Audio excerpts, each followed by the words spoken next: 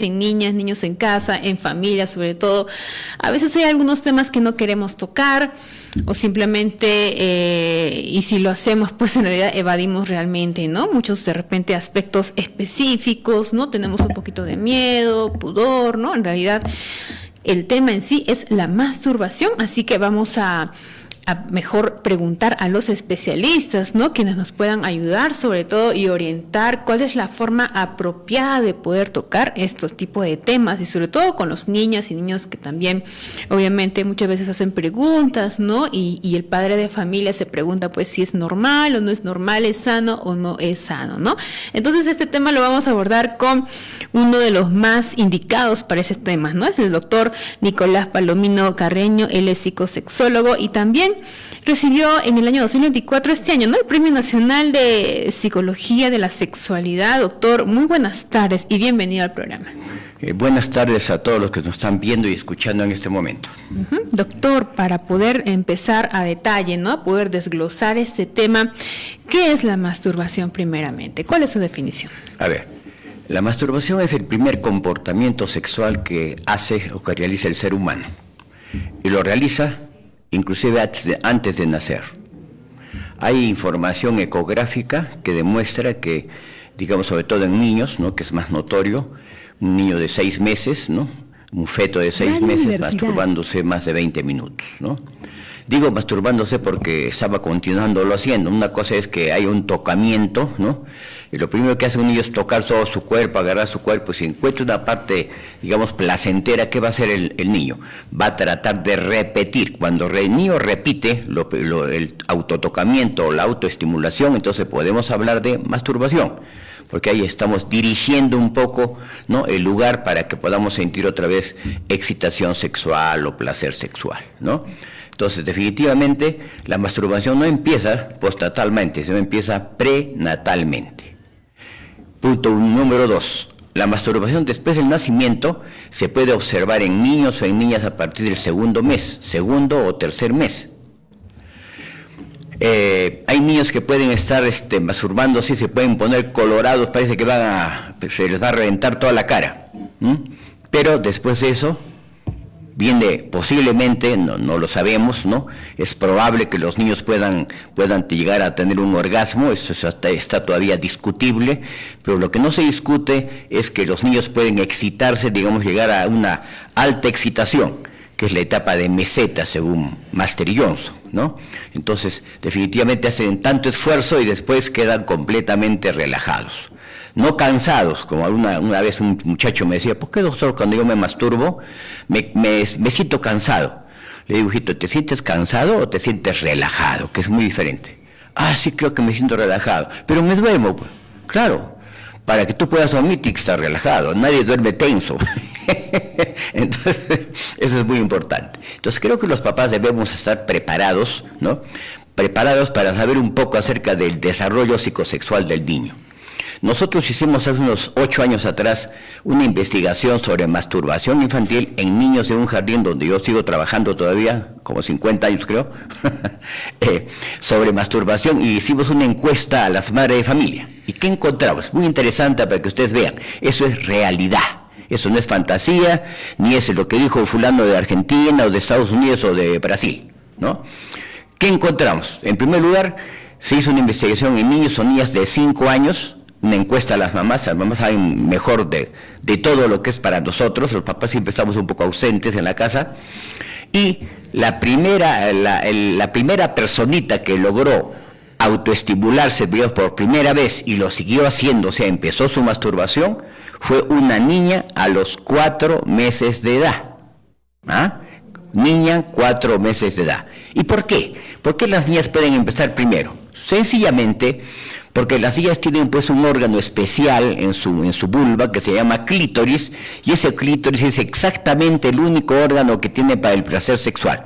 Y cuando las mamás cambian a su hijito, se orinan o defecan, ¿qué hacen? Le limpian, y al restregar de repente con el trapito, con lo que hagan, digamos, su vulva, pueden estimular el clítoris y la niña va a sentir sensaciones agradables, ¿no? Y después va a tratar de ubicar esa parte de su vulva con sus deditos, ¿no? Por eso es que las mujeres posiblemente sea la razón exacta por qué ellas empiezan primero. Y el primer niño que se masturbó en esta encuesta fue un niño a los 6 meses. ¿Qué cantidad de niños se masturbaron durante el primer año? 39% de niñas y solamente 25% de niños. O sea, ¿se dan cuenta ustedes cómo se conserva esa tendencia en las niñas a masturbarse? ¿Por qué? Porque han tenido ya estimulación, pues. Estimulación, digamos, cuando la mamá les limpia, los baña, porque hacen el 1, el 2, etcétera, ¿no? Ahora, definitivamente, digamos, y esta masturbación es permanente, es todos los días, etcétera. Bueno, la mitad de niños y niñas lo hacen en forma casi como decir cada 2 o 3 días, ¿no?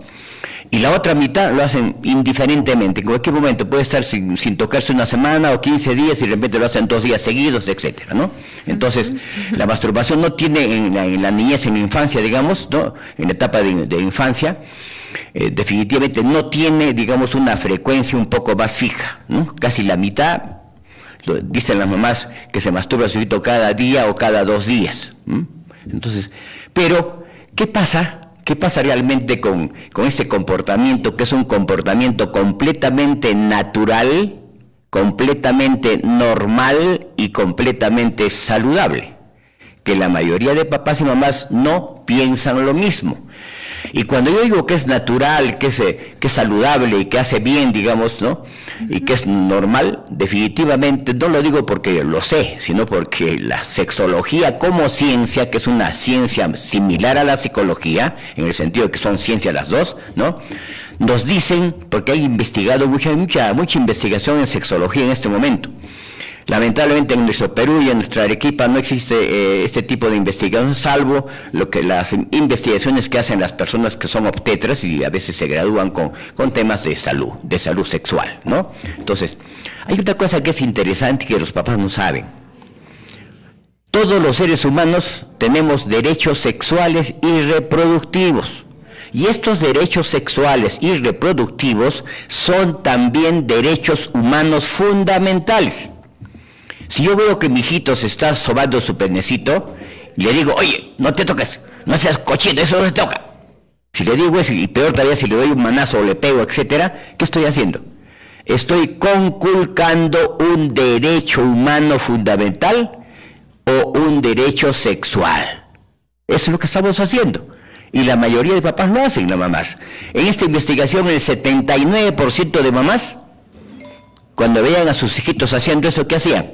Los gritaban, les decían palabrotas y les pegaban, manazos, correazos, jalones de pelo, manazos, etcétera, etcétera. O sea, había castigo físico y castigo psicológico por una conducta que es completamente normal, natural y saludable.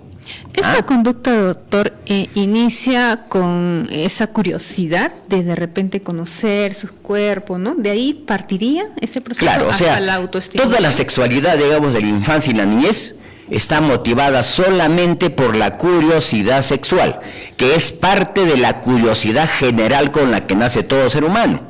Entonces los niños cuando nacen comienzan a moverse, se miran sus manitos de ahí, que se agarran la caja, jalan la oreja, se meten el dedo a la nariz, se meten el dedo al ombligo y encuentran los órganos sexuales y cuando los tocan sienten una sensación agradable que no la sienten en otra parte del cuerpo y a lo mejor la segunda vez que lo hagan el niño va a dirigir un poco su mano y va a buscar cuál fue esa parte que le deparó una sensación agradable, de placer, de sensaciones agradables, ¿no? Entonces definitivamente eso es realmente, ¿no?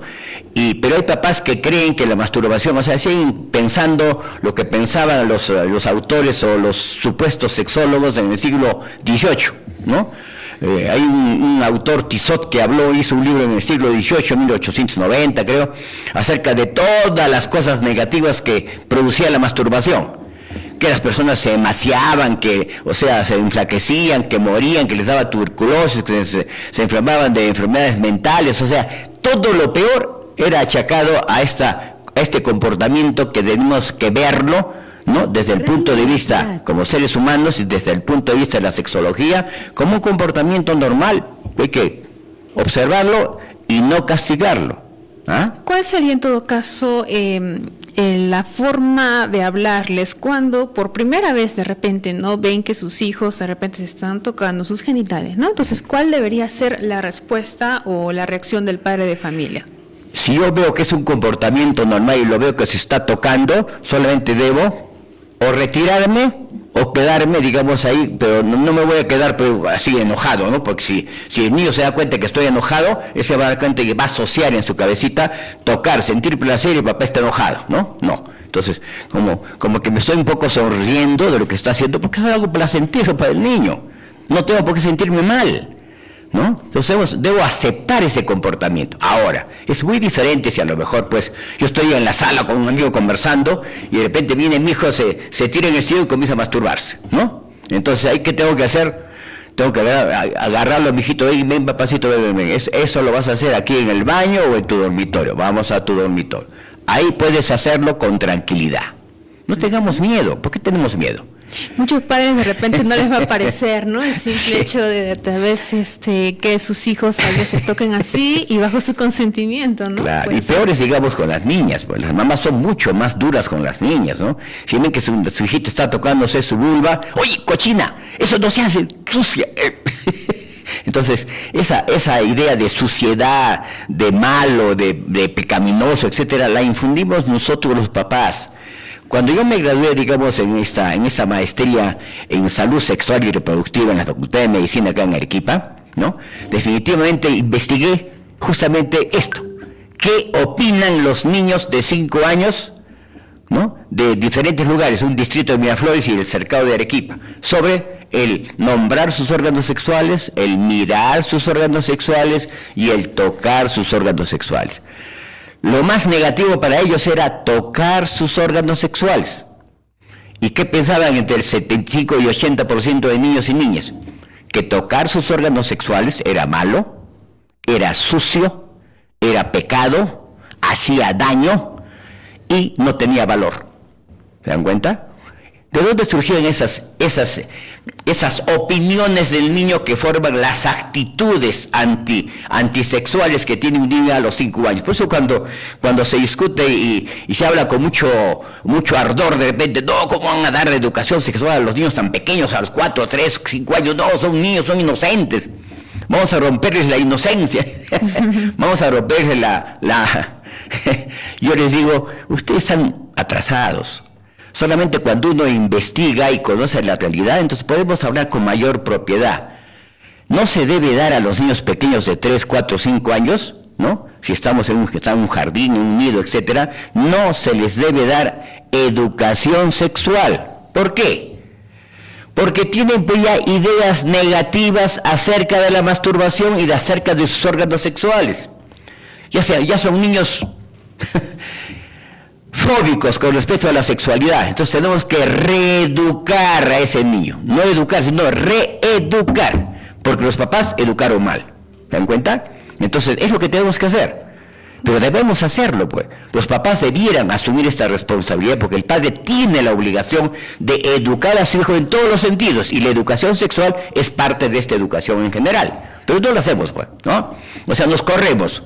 Siempre el tema sexual siempre lo tenemos en la cabeza como una situación un poco ambigua, no queremos tocarla y si lo vemos lo asociamos a lo que no vemos, etcétera, ¿no? ¿Por qué? ¿Por qué no ubicamos bien qué cosa es nuestro sexo, pues? Nuestro sexo, que llamamos sexo, es sistema sexual. Y mi sistema sexual es parte de mi organismo, como mi sistema digestivo, sistema óseo, sistema nervioso, etcétera, etcétera. Es un sistema más. Y la función sexual, o sea, la erección, la eyaculación, el orgasmo, etcétera, son funciones sexuales, funciones de mi sexo.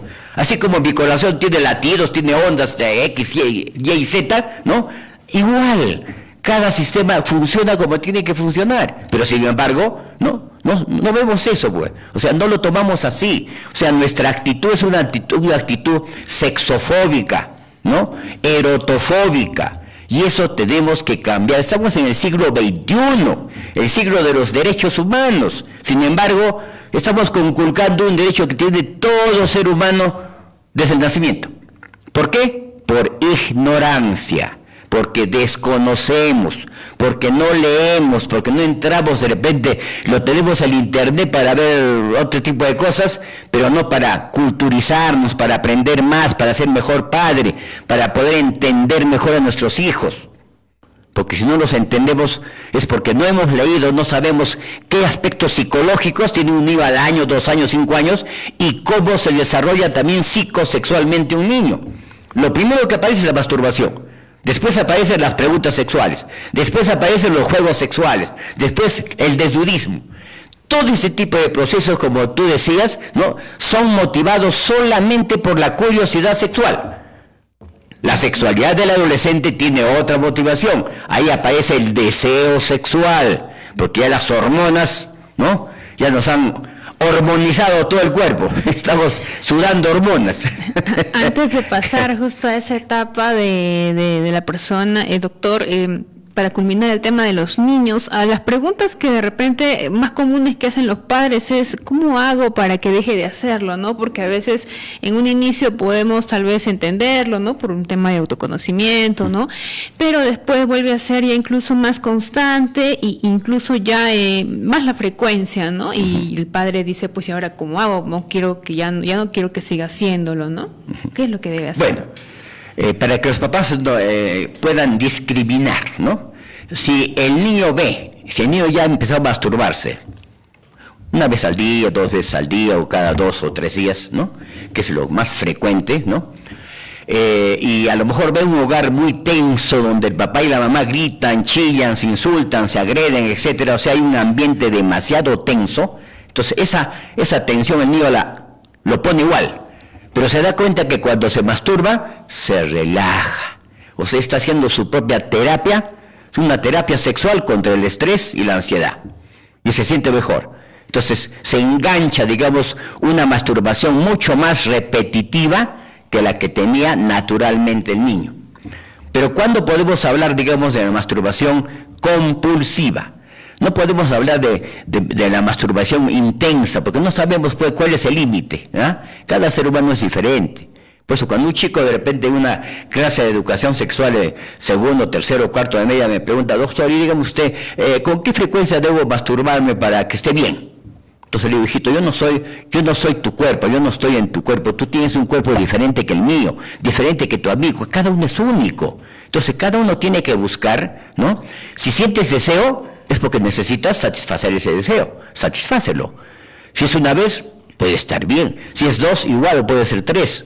Yo he tenido personas completamente normales, ¿no?, que me han consultado porque pensaban que lo estaban haciendo, estaban medio locos o estaban medio rayados, como se dice, ¿no? Doctor, yo creo que soy enfermo. ¿Por qué? Porque me masturbo 3 veces y algunas veces 4 veces al día. Y dime, cuando te masturbas 3 veces o 4 veces, ¿te satisface sexualmente? ¿Tu deseo desaparece? ¿O sigues teniendo más deseo? No, doctor, a veces lo hago 4 porque con 3 me falta un poquito. Y el cuarto, estoy satisfecho, tranquilo y me duermo y duermo mejor que un angelito. Perfecto, ¿no? Entonces, es normal, ¿te das cuenta? ¿Qué es lo patológico? Que a un niño, digamos, se masturbe 3, 4, 5 veces y cada vez quiera más, y ya su sistema sexual ya no funciona. Se paraliza. Doctor, usted mencionaba en algún momento de que tal vez esa represión, esa llamada de atención que le hacemos los padres de familia a los niños, ¿no?, de no hacerlo, que no puedes hacer eso, que es algo pues prohibido, ¿no?, malo totalmente. ¿Qué consecuencias trae a los hijos a la larga? A ver, si yo soy, digamos, un niño que me estoy masturbando y estoy sintiendo un intenso placer, y entra mi papá, me abre la puerta y me dice, ¡ay, cochino! ¡Pah! Me da un manazo y me tira por allá. Entonces, en mi cabeza se va a asociar este placer sexual con el castigo. Entonces, ¿en qué forma esto va a dañar a la persona? En que posiblemente cuando él se empiece a masturbar otra vez, o deje de masturbarse y empieza a masturbarse en la adolescencia, se va a sentir culpable de masturbarse. Y ustedes saben que el sentimiento de culpa es un trastorno psicológico muy fuerte. Puede generar una serie de alteraciones, digamos, en la alimentación, en el sueño, en las relaciones humanas, se vuelven introvertidos, se alejan de los amigos, etcétera, etcétera. Entonces, no debemos hacer eso, porque podemos a lo mejor generar la posibilidad de una disfunción sexual en la adolescencia. Si es mujercita, con mayor razón.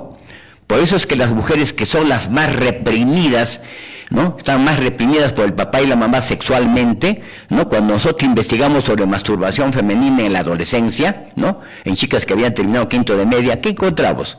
Que el 40% de esas muchachitas no sienten deseo sexual. Y la pregunta es, ¿por qué? ¿Qué pasó? ¿Son enfermas?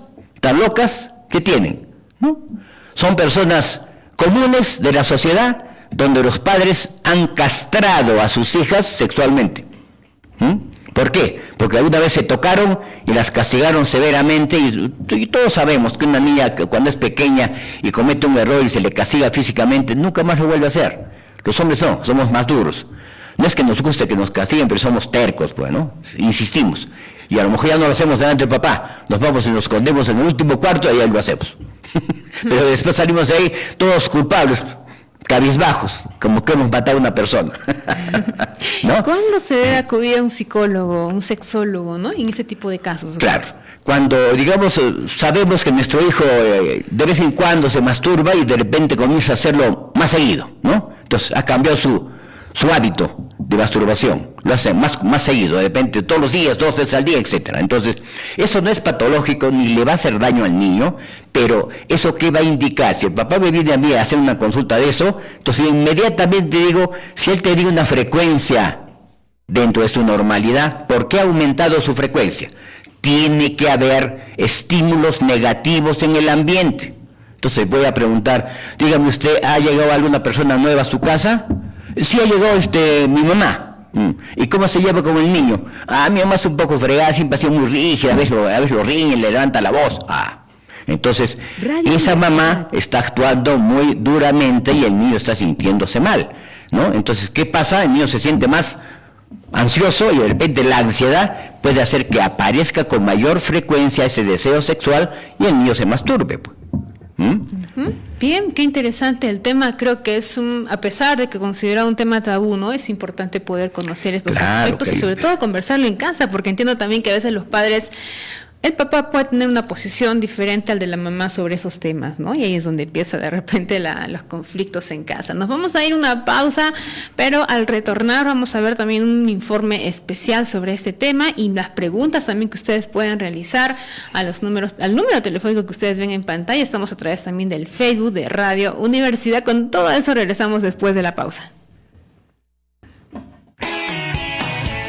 Todos afrontamos cambios y debemos tomar decisiones para mejorar nuestra calidad de vida.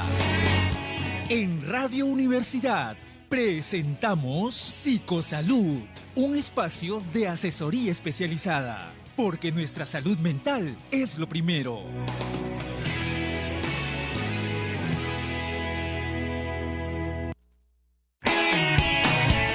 Todos afrontamos cambios y debemos tomar decisiones para mejorar nuestra calidad de vida. En Radio Universidad presentamos Psicosalud, un espacio de asesoría especializada, porque nuestra salud mental es lo primero.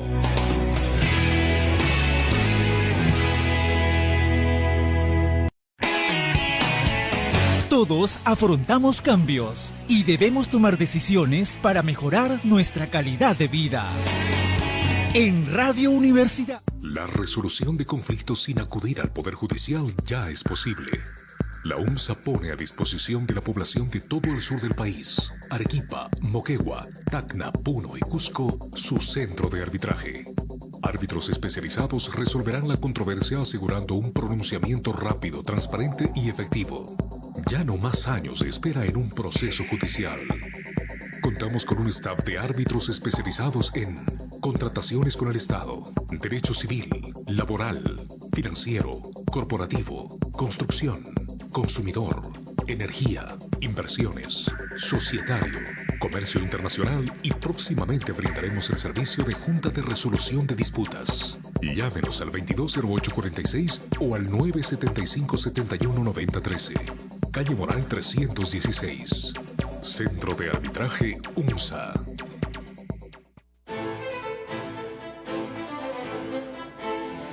Musicalízate. Un programa dedicado a la historia de los grandes compositores, a los estilos musicales y a la magia del sonido de los instrumentos ejecutados por los grandes intérpretes de la música académica. Escúchanos los lunes, miércoles y viernes a las 17 horas y vive el placer de la música. El agua embotellada gasta más dinero, contamina nuestro planeta y tarda en promedio más de 500 años en descomponerse. Las botellas de vidrio, en cambio, pueden ser derretidas y reutilizadas fácilmente. Evita el uso del plástico. Te lo recuerda UNSA, ecoeficiente. Tus mañanas serán más alegres y divertidas en compañía de AM Magazine, un espacio informativo musical donde encontrarás tips y consejos para el cuidado de tu salud, orientación, asesoría y sana diversión. Radio Universidad Magazine, de lunes a viernes de 8 a 10 horas por los 980 de la amplitud modulada. Síguenos también en www.unsa.edu.pe,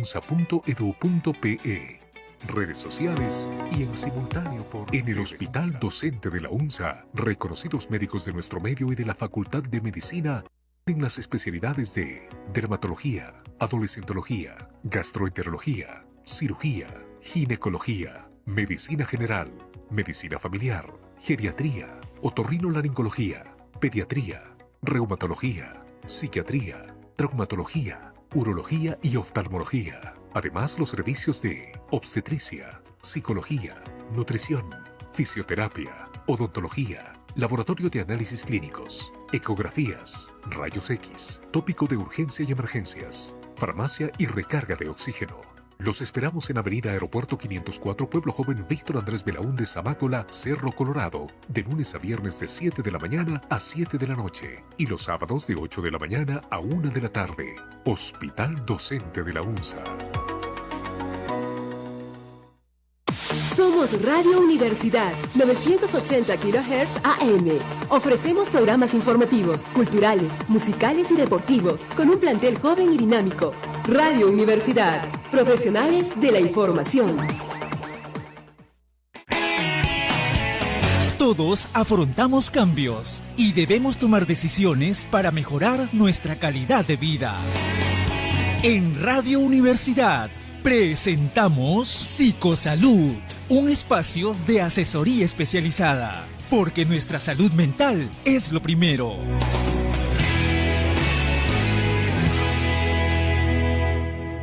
Iniciamos el segundo bloque aquí en Psicosalud a través de Radio Universidad. Estas horas de la tardecita, un tema de repente un poquito picante, como decía nuestro invitado del día de hoy, pues es un tema que a muchos nos alarma, ¿no? Y no queremos escuchar y nos avergonzamos un poquito, ¿no? Y nos como que rehusamos a escucharlo y a tocar también el tema, y mucho menos en familia, con los hijos, ¿no? Pero a veces nos damos tantas sorpresas que en realidad después lo lamentamos, ¿no? Porque al final las consecuencias a veces pues no siempre son las mejores y ahí es donde reflexionamos recién, ¿no? Bueno, tenemos algunas consultas, pero antes vamos a ver un informe especial preparado por el equipo de producción de nuestro programa, en donde nos van a detallar un poquito más sobre ese tema, ¿no? La masturbación. Escuchemos. La masturbación, especialmente la masturbación femenina, ha sido históricamente vista como algo peligroso, dañino y tabú, pero esto está cambiando. Sin importar tu edad o si nunca te has masturbado o lo haces todos los días, es posible que aún tengas algunas preguntas al respecto. ¿Puede la masturbación causar problemas a la salud? ¿Puedo perder la virginidad si me masturbo? ¿Está bien masturbarte si estás en una relación? La masturbación es una conducta sexual saludable que ayuda a conocer el propio cuerpo, a apropiarse del placer y a mantener el bienestar emocional, y que puede practicarse con otras personas o de forma individual. El autoerotismo, la autoestimulación o masturbación en solitario, consiste en la estimulación directa de los genitales con finalidades eróticas que se realiza sin la participación de otras personas. Se trata de un comportamiento sexual practicado por hombres, mujeres o personas no binarias, independientemente de su orientación sexual y contrariamente a la opinión popular, independientemente del estatus relacional. La autoestimulación se practica para generar placer o puede ayudar a liberar tensión sexual, a generar autoconocimiento respecto a la actividad sexual de la persona o a mejorar la intimidad de la vida en pareja. Se ha visto que esta práctica tiene un impacto positivo en el cerebro. A través de las resonancias magnéticas funcionales, los investigadores han identificado las áreas cerebrales que responden durante la excitación y el orgasmo en personas que se masturban. El impacto de la masturbación en solitario en las personas dependerá de aspectos biológicos, psicoemocionales, socioculturales y relacionales, ya que todos ellos pueden influir en la experiencia y vivencia de esta práctica sexual. No obstante, en general, se ha encontrado muchos aspectos beneficiosos.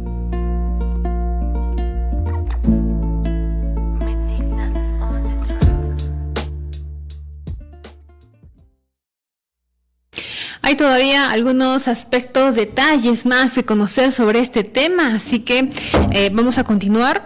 Tenemos algunas consultas, doctor, antes de poder desarrollar los temas que habíamos justo quedado durante la pausa. Dice, doctor, tengo mucho interés en saber si puede la masturbación ayudarte a aprender cómo llegar al orgasmo. Saludos desde Caima.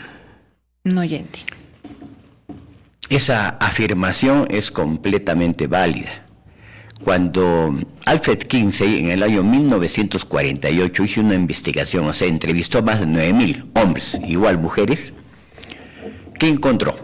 Que encontró que del 100% de personas que se habían masturbado en la infancia o en la adolescencia o en cualquier momento de su vida, ni el 10% de personas tenían o sufrían de disfunciones sexuales.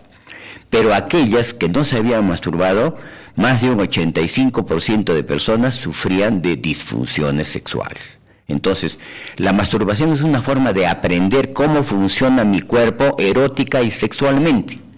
Y de esa forma voy a poder, ¿no?, conocer cómo reacciona mi cuerpo, qué siento, dónde tengo que hacer fuerza, presión, contornearme, no sé. Depende de cada uno, ¿no? Entonces, hay que ver la masturbación como un comportamiento precoital, o sea, antes de tener un coito, mejor es masturbarse, para poder aprender cómo reaccionamos, cómo somos en ese momento y poder, digamos, utilizar lo que hemos aprendido en una relación con otra persona. Bien, la siguiente consulta dice, dijeron que la exploración sexual es algo normal y comienza desde la infancia a partir de que el niño empieza a agarrar las cosas con las manos. Pero tengo mi duda, dice, ya que mi nena tiene 3 años y se toca los genitales, ¿qué hago? ¿Cómo le hablo al respecto, doctor? Lo que tiene que hacer la mamá es entender que es un comportamiento natural, normal y saludable. Entonces, ¿por qué tengo que hablarle a mi hijito, decirle, hijito, ¿qué estás haciendo? ¿Qué sientes? No tengo que aceptarlo nada más. Es como que estuviera comiendo y está comiendo delante mío, entonces si yo lo miro con una sonrisa, estoy aceptando que coma por lo que está comiendo. Igualito, ¿no? Si veo que mi hijita se está masturbando, la veo con una sonrisa y de repente me retiro tranquilamente sonriendo, ¿no? Como aceptando que lo que está haciendo está bien, ¿no?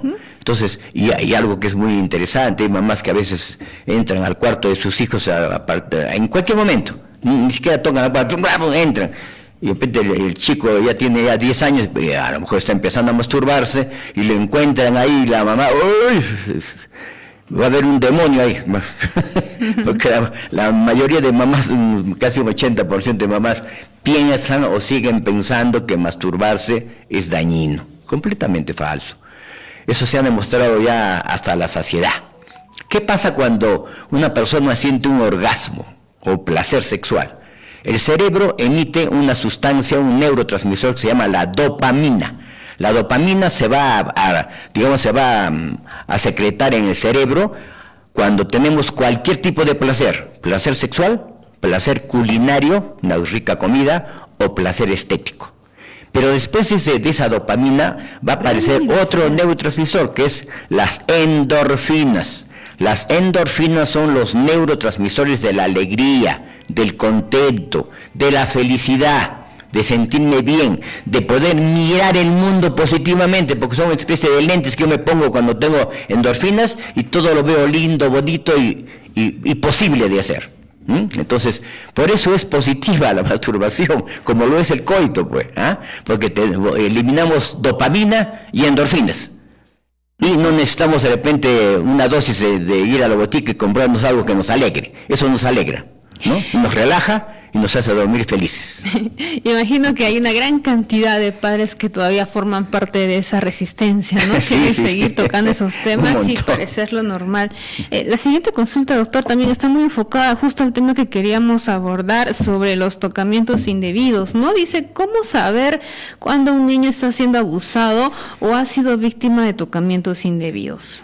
Claro, entonces ya les he dicho yo más o menos qué es lo que debemos esperar normalmente de mi hijo, ¿no? Que se masturbe, si es que hay libertad, si somos personas que andamos, salimos del baño y un poco descubiertos y nuestro hijo puede mirar, observar y reconocer, porque si somos papás demasiado pudorosos, entonces, y sabe que en la casa no puede observar nada, ¿qué va a hacer? Cuando entre al jardín, al nido, va a estar atrás del baño de las niñas para ver qué hacen las niñas, cómo se sientan, cómo miccionan, cómo defecan, etcétera. Simple. Y hasta puede tocar a una niña. Alguna vez pasó eso y la mamá casi se loquea. ¿Quién es ese enfermo? Ese chico debe ser un desviado sexual. Era un niño de 4 años. Qué terrible, pensar como hombre y digamos, disparar a ese niño toda nuestra sexualidad como que fuera una persona mayor. Es un niño que está aprendiendo, es curioso nada más. ¿Por qué? Porque en su casa nunca le hablaron de sexo, pues. Y como nadie no puede mirar a su papá y su mamá calatos, como se dice, entonces va y mira pues, a la compañerita de clase, ¿no? Esa señora fue al seguro con la psicóloga y que le dieron un certificado para no sé, creo que quería mandarlo a la cárcel al niño de 4 años. Qué terrible, ¿no? Bien, claro, a veces hay mamás que realmente se alarman bastante, ¿no? Cuando ven ese tipo de situaciones. Y otra situación en la cual puede verse, doctor, es cuando un niño le toca a otro niño o un niño a una niña, ¿no? ¿Qué hacer en esos momentos? Claro, mira, ¿qué comportamientos, digamos, no son naturales y son comportamientos aprendidos? Cuando yo veo que un niño, mi hijito de 5 años, le comienza a tocar su penecito a su hermanito de 3, o de repente quiere chuparle su penecito. Eso significa de que ese niño de 5 años ha sido tocado o hay alguna persona en la familia que está haciendo eso con él, y el niño ha aprendido a hacerlo con el hermanito menor, ¿no? O de repente un hermanito que le comienza a meter el dedito al ano de su hermanito, ¿no? Y de repente el chiquito dice, mamá, mi hermano me está mordiendo, ¿qué te está haciendo, poquito? Me está metiendo el dedo del potito. Entonces eso no es que el niño quiera hacerlo, no, eso se aprende. Ese niño está siendo tocado por otra persona que le está metiendo el dedito, por eso que él también le mete el dedito. ¿Se dan cuenta? Entonces esos comportamientos implican que el niño está siendo tocado o está siendo abusado. Tenemos que actuar inmediatamente. Tenemos que hablar con él con tranquilidad, no hacerle ver de que él no tiene la culpa, más bien el culpable es la persona que está haciendo eso con él, y él tiene que decirnos quién le está haciendo. Puede ser un hermano mayor, puede ser un primo, un tío, un abuelito, cualquier persona. La mayoría de violaciones y de tocamientos que sufren las personas se van a dar en la casa, en el hogar. Más de un 90% se dan en el hogar. En la calle, muy pocos. En el colegio, algo. Y en esos casos, doctor, ¿dónde hay que acudir? Mira, los psicólogos debiéramos tener un conocimiento muy amplio de sexualidad, porque nuestra personalidad está compuesta por 5 elementos, ¿no? 5 dimensiones. La dimensión conativa volitiva, la dimensión cognitiva o intelectual, la dimensión afectiva, la dimensión social y como quinta, la dimensión sexual. Entonces, veamos que la sexualidad es una parte, pues, de que los psicólogos debiéramos aprender y descubrir, pero lamentablemente en nuestra formación como psicólogos en la universidad, nosotros tenemos un curso que yo lo he enseñado en varias universidades acá en Arequipa, que se llama Psicología de la Sexualidad. Pero solamente es un curso, uno solo, semestral, de 50 cursos o más que llevamos en toda la carrera, uno es sobre sexualidad. Es la parte más pobre que tenemos de formación nosotros como psicólogos. Entonces, si no hemos hecho algún diplomado en sexualidad, o no tenemos un diplomado en género, o en otro tipo de estudios, o en salud sexual y reproductiva como la que he hecho yo, entonces no vamos a saber mucho de sexo y sexualidad. Y como no sabemos mucho, tampoco vamos a preguntarle al paciente. A lo mejor el paciente está con depresión Y si le preguntáramos desde cuándo está la depresión y desde cuándo empezó a tener problemas de erección, entonces vamos a ver que el problema de erección fue el causante de la depresión.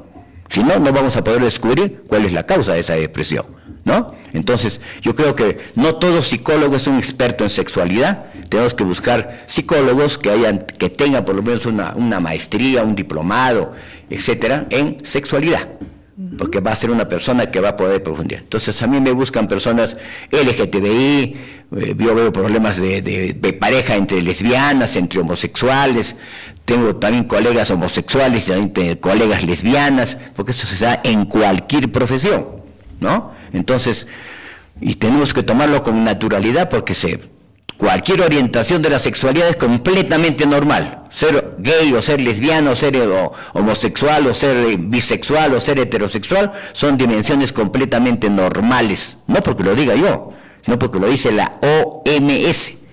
Y lo dijo en el año 1990. Bien, la siguiente consulta dice, ¿es posible que un adulto que tiende a ser infiel en sus relaciones se deba a que sufrió de tocamientos indebidos de niño? ¿Hay una relación? A ver, repíteme un poquito lo último. ¿Es posible que un adulto que tiende a ser infiel en sus relaciones se deba a que sufrió de tocamientos indebidos de niño? No. No eso tiene ninguna relación. Es muy aventurado decir eso, ¿no? Es muy aventurado. Yo creo que que haya tenido tocamientos, depende si ha sido otro hombre, puede tener algunas dudas sobre su orientación sexual, ¿no? Inclusive hay niños que han sido violados, ¿no? Yo tuve el caso de un chico que fue violado a los 6 años, ya tenía 17, ¿no? Y él me decía, doctor, yo soy homosexual. ¿Y por qué eres homosexual? Porque a mí me han violado a los 6 años el profesor de educación física, que íbamos todos los chicos del barrio, ¿no? Y desde ahí yo he comenzado a pensar, si él me ha hecho eso, si él ha tenido coito conmigo, entonces yo debo ser homosexual. Y entonces yo soy homosexual y yo tengo que portarme como homosexual. Y ya como soy adolescente, entonces yo debo tener relaciones con otros hombres porque yo soy homosexual. O sea, cognitivamente se había indoctrinado. Pero cuando yo le pregunté, le digo, mijito, ¿sientes atracción por las chicas o por los chicos? Las chicas me gustan, doctor, pero tengo un poco de miedo de acercarme a ellas. Y lo que decide Radio Universidad, la orientación sexual, o mejor diremos, ¿qué cosa es la orientación sexual? Es el grado de atracción que yo siento por otra persona. Si siento atracción fuerte por otra persona de mismo sexo, soy gay, pero soy lesbiana. Y si siento por ambos sexos, soy bisexual. Y si siendo hombre por una chica, soy heterosexual. Entonces lo que manda ahí es la atracción, y la atracción tiene que ver con mi vida afectiva. Mi vida afectiva decide, pero decide sin pedirle permiso a mi cognitividad, a mi inteligencia. La afectividad no dice, oye, ¿sabes que me están gustando los chicos? ¿Qué dices? ¿Lo acepto o lo acepto? No. Siente la atracción y se acabó. Y la cognitividad solamente toma nota. Pucha, me gustan las chicas o me gustan los chicos. Ya está, se acabó. Y eso es lo que soy, heterosexual, gay, lesbiana o bisexual. Nadie decide eso, decide nuestra afectividad, pero nuestra afectividad no nos pide permiso, pues. No nos dice, estoy sintiendo esto, lo sentimos y ya está. Esto me atrae o no me atrae, esto me gusta o no me gusta, esto me da asco o es rico, eso, afectividad.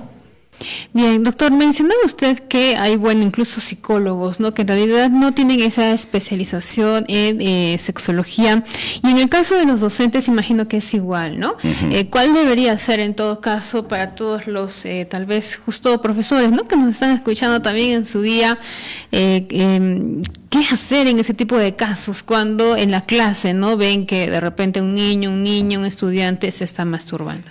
Yo he conversado mucho con profesores. Les cuento una historia. A ver, estaba trabajando en un jardín con una niñita de 5 años, evaluándola, y estaba la clase abierta de la profesora, era la dueña, directora, enseñaba 5 años. Entonces les dice, a ver, niños, díganme cómo se llaman los órganos sexuales de un hombre. Nadie dijo nada. Callados. A ver, dígame, ¿cómo le llamas tú? Alguien dijo, pichín, pipilín. O sea, los nombres que se le ponen al pene, ¿no? Ya, a ver, ¿cómo se llaman los órganos sexuales de una niña? Igual todas calladas. A ver, ya, comenzó a presionarlas. Entonces le dijeron, vagina. Eso es, hijita, muy bien. Vagina, muy bien, hijita. Entonces yo escuché, Terminé de evaluar y me acerco donde la directora le digo, oye, hijita, le digo, ¿quién te ha dicho que los órganos sexuales de una mujer se llaman vagina. La vagina solamente aparece en la vulva, la entrada de la vagina es un órgano interno de comunicación con el útero. Solamente aparece la entrada, ¿no? Pero toda la parte rostral de los órganos sexuales no se llaman vagina, sino se llaman vulva. Ahí tenemos el clítoris, el meato urinario, la entrada de la vagina, labios menores, mayores, etc. ¿Sabes qué? Lo mejor que puedes hacer es que vuelvas ahora y les digas, niños, me había olvidado, me equivoqué. No es vagina, es vulva. Listo. Y corriges y vas a quedar bien y los chicos nunca se van a olvidar. No. Ya que ellos aprendan, pues ya su papá les dirá, su mamá les dirá. Pero tienes que hacer... No. Imaginamos la situación. Imagínense ustedes. Entonces, ¿qué debe hacer un profesor? Si de repente soy un profesor de primaria y el chico está en quinto grado, ya tiene 10, 11 años, y de repente lo veo que se está metiendo en la mano y está sobando así, está medio colorado, está medio excitado. ¿Qué debo hacer? Si lo grito, o si le digo de repente a todo el mundo, oye, ¿qué haces con la mano y metida? Haciendo cochinadas. Y lo avergüenzo delante de todos sus compañeros, se va a sentir terriblemente mal. ¿Qué debo hacer?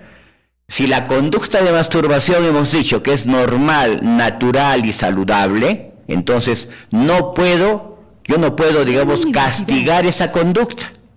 Pero como no puedo castigar esa conducta y esa conducta se está dando en un lugar público, porque es una conducta privada, ¿qué tengo que hacer? Tengo que trasladar la conducta de masturbación al baño, si estamos en un colegio, o a su dormitorio, si estamos en la casa.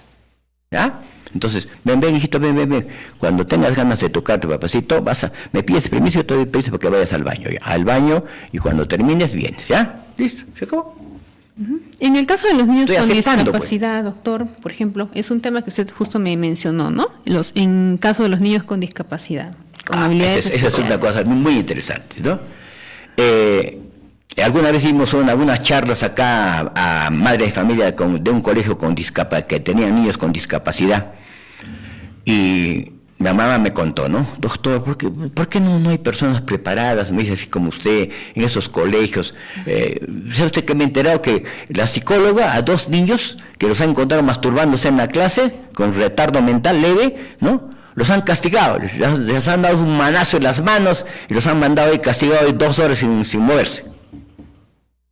Qué pena, le digo, qué pena, porque lo que debieran hacer no es castigar la conducta, sino es trasladar la conducta de la clase al baño. Por más que el niño tenga retardo mental, si eso lo hace 2, 3 veces y usted lo lleva con tranquilidad, y le dice, hijito, ahí puedes hacer lo que tú quieres y después ya sales tranquilo, listo, ¿cómo? El niño va a entender que esto lo va a hacer ahí. Y va a comenzar a adelantarse cuando siente deseos de hacerlo, ya está, usted va a entender que quiere ir al baño, ¿ya? Que se vaya al baño y viene tranquilo. Bien, doctor, sus consejos finales para todos aquellos, tanto padres de familia, tanto también docentes, ¿no? Todos los que tienen también niños en casa, que creo que va a quedar pendiente en realidad también tocar este tema en el caso de los jóvenes, adolescentes, ¿no? Claro. Porque es un tema bastante común y a veces las personas no quieren tocarlo, no quieren hablarlo, y son muy pocos los profesionales especializados en estos temas, doctor, sus consejos finales. Yo creo que los papás debemos cambiar. Tenemos que leer un poquito más, informarnos, entrar en internet, buscar sexólogos de peso. No van a buscar pues sexología católica o sexología de cualquier religión. Todas las religiones miran el sexo como algo malo. Entonces nunca vamos a encontrar en ninguna religión que el sexo se mira con buenos ojos. O sea, la actitud es fóbica, una actitud negativa, en contra, ¿no? Sexofóbica. Entonces creo que tenemos que cambiar. Si queremos tener mejores hijos y que esos hijos cuando crezcan tengan mejores hijos también, ¿no? Y no sigan repitiendo lo que usted aprendió de su papá, porque generalmente el 85% de papás hace con sus hijos lo que el papá de ellos hizo cuando ellos eran niños. Es así. ¿Por qué? Porque tenemos una tremenda memoria, ¿va? Entonces, nació mi hijo y hace una cosa y automáticamente ya sé cómo actuar con mi hijo ya. Un correazo, un grito, un palmazo, ya está, se acabó el asunto, arreglado. No, tenemos que cambiar. El cambio implica leer, estudiar, aprender, estar en charlas, estar en lugares donde voy a aprender de personas que saben por el tema. Como yo decía una vez, los papás se acuestan en la noche, tienen coito, están felices, tener un orgasmo, 2 orgasmos, están felices. Pero cuando ven algo sexual en los hijos, parece que viene el diablo. ¿Por qué? ¿Por qué esa dicotomía, esa hipocresía? Bien, doctor, muchos de repente quieren hacerle más consultas, casos especiales, ¿no? Porque en cada familia es muy diferente. ¿A qué número, qué dirección pueden ubicarlo? Me pueden llamar a mi celular. Radio Universidad. Al 959-6619-69. 959-6619-69. Yo los atiendo. Ok, doctor, hemos estado con el doctor Nicolás Palomino Carreño, a quien le agradecemos su participación aquí en Psicosalud, y también lo invitamos a que nos pueda visitar en otra oportunidad, ¿no? Para seguir abordando este tema. Muchísimas gracias. Gracias también a ustedes y gracias por estar nuevamente en mi alma mater. Así es, de esta manera entonces llegamos a la parte final del programa aquí en Psicosalud. Usted continúa en toda la programación en nuestro medio radial porque todavía falta mucho más que compartir con todos ustedes, siempre en compañía, en cada cosa que ustedes realicen, siempre en sintonía de Radio Universidad. Conmigo será hasta el día miércoles. Buenas tardes. Todos afrontamos cambios y debemos tomar decisiones para mejorar nuestra calidad de vida. En Radio Universidad presentamos Psicosalud, un espacio de asesoría especializada, porque nuestra salud mental es lo primero.